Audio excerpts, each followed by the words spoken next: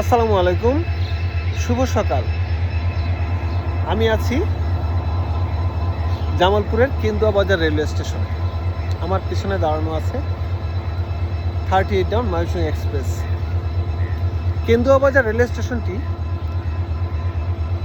1899 সালে স্থাপিত হয়, যখন জামালপুর থেকে জগন্নাথগঞ্জ ঘাট পর্যন্ত রেল সম্প্রসারণ করা হয়।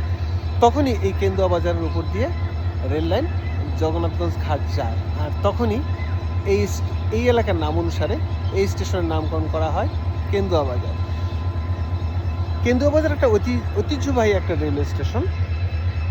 এই স্টেশন থেকে অত্র অঞ্চলের প্রচুর পরিমাণ কাঁচা সবজি বা সিজনাল যে সবজিগুলো আছে, এটা এখান থেকে পরিবাহিত হয় 38 ডাউন ময়মনসিংহ এক্সপ্রেসের মাধ্যমে।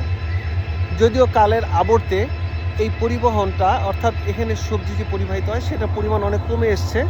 এখন বলা যায় খুব অল্প পরিমাণেই এখান থেকে বিভিন্ন ধরনের সবজি বা মালামাল দেশের বিভিন্ন অঞ্চলে যায়।